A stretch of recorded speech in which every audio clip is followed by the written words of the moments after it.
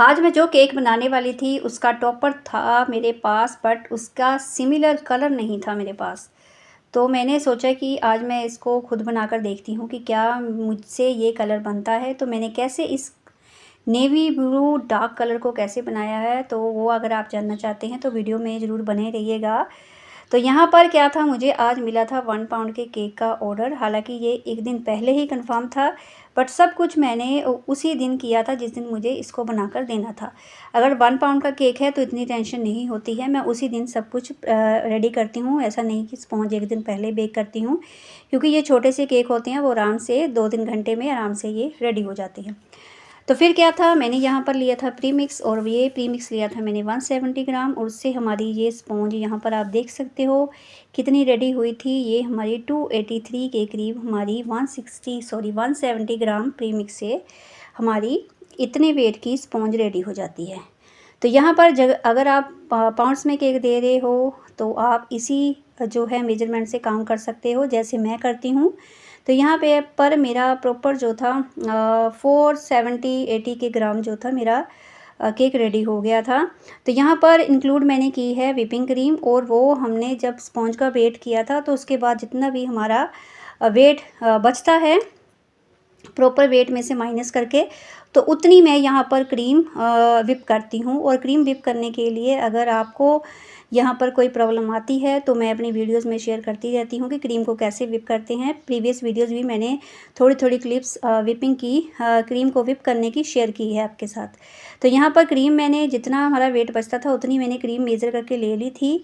और यहाँ पर अगर आपसे समर में क्रीम अच्छे से विप नहीं होती है तो इसकी ट्रिक यही है कि आप जो है 1 जो स्पीड नंबर्स होते हैं 1 से ना स्टार्ट करके हाफ से स्टार्ट करके और सीधा फुल पर आप जाएं, ताकि आपकी क्रीम जल्दी विप हो जाए। क्योंकि गर्मियां हैं तो गर्मियों में क्या होता है, अगर आप 1 से स्पीड स्टार्ट करते हो तो उससे क्या होता है, क्रीम आपकी जब फाइनल तक पहुंचते हो पूरी हाई स्पीड तक, तब तक आपकी क्रीम मेल्ट हो चुकी होती है। तो इसीलिए इसको जल्दी जल्दी इस प्रोसेस को करें।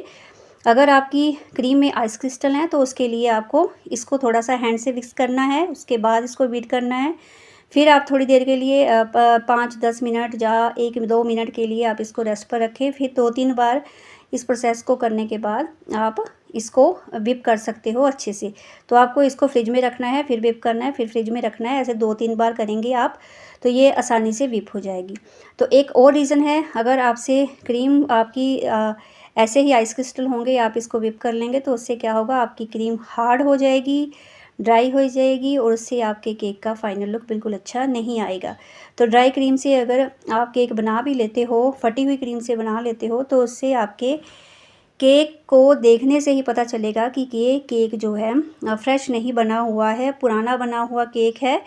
तो यहाँ पर कोशिश करें क्रीम को उतना ही बीट करें जितना कि हमें उस पर स्टिफ पीक्स आने तक हमें यहाँ पर क्रीम को बीट करना होता है। तो अगर आपको नोज़ल वर्क करना है या फ्लावर्स वगैरह रोज़ वगैरह बनाने हैं तो उसके लिए आपको बहुत ही हार्ड पीक्स चाहिए होती हैं। तो अदरवाइज़ अगर आपको ये चीज़ें नहीं ज़रूरत है, आपको सिर्फ आइसिंग फाइनल आइसिंग करनी है, तो आप इतना क्रीम को हार्ड बीट मत करें कि क्रीम की शाइन ही चली जाए और वो देखने में आपका केक बिल्कुल भी जो है अच्छा ना लगे और लुक बिल्कुल ही ख़राब हो जाए।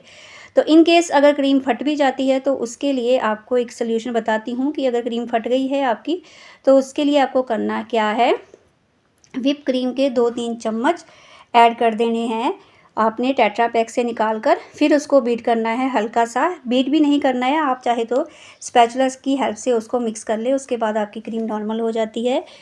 तो यहाँ पर आई होप आपको क्लियर हो गया होगा जो मैंने अभी आपके साथ शेयर किया है।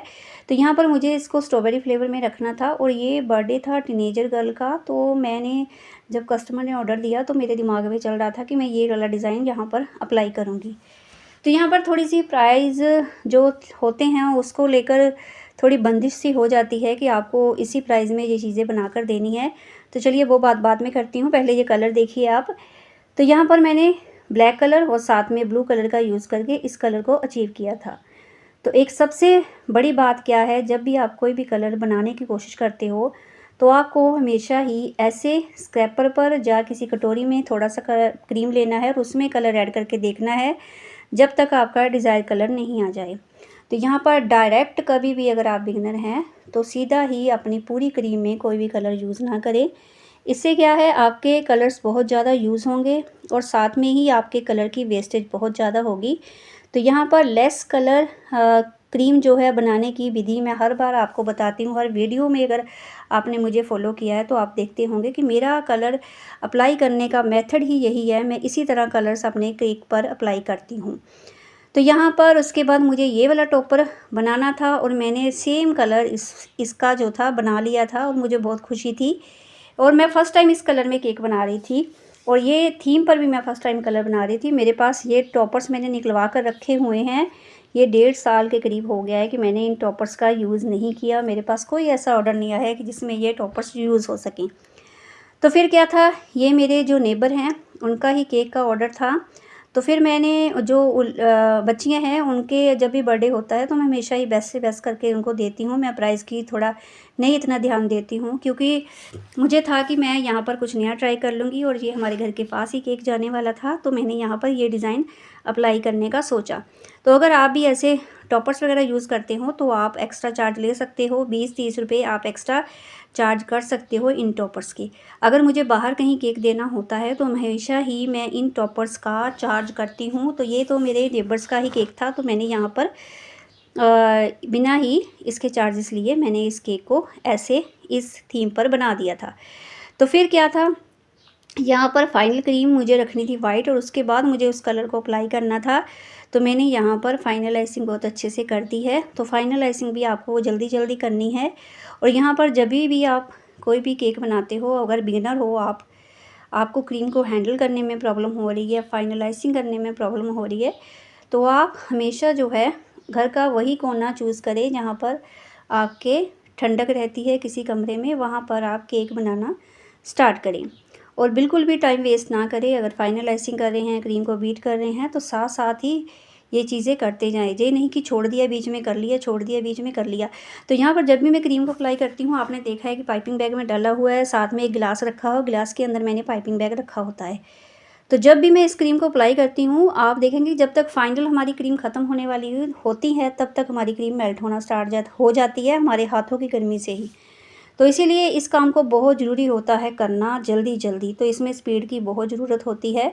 तो इसीलिए आप जब भी बिगिनर हैं, जल्दी आप कुछ सीखना चाहते हैं, तो आप यहाँ पर हमेशा यही कोशिश करें कि आप ठंडे किसी एरिये में घर के वहाँ पर जाकर अपने केक को बनाएं।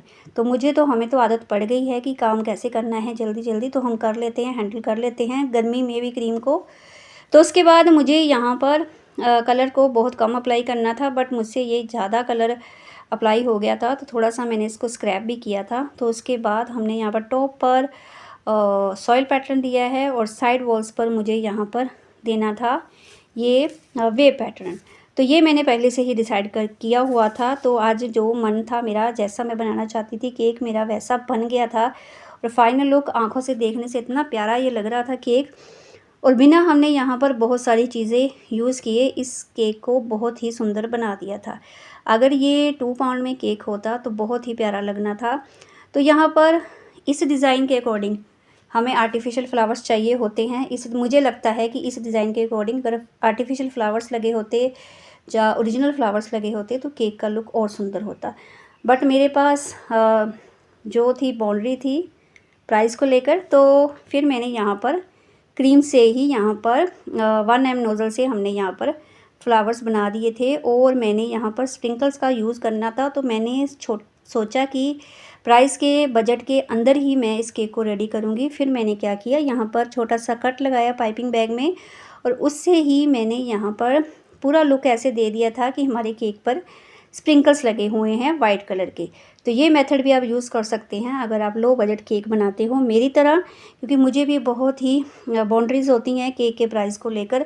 तो यहाँ पर उसके बाद मैंने एक प्यारा सा फ्रॉक के नीचे बॉर्डर दे दिया था। आज की वीडियो अगर थोड़ी सी भी इन्फॉर्मेटिव लगी है तो प्लीज़ वीडियो को लाइक करें और अपने फ्रेंड्स के साथ शेयर करें और बेल आइकन प्लीज़ ज़रूर प्रेस करें ताकि वीडियो की नोटिफिकेशन आप तक पहुँच पाए।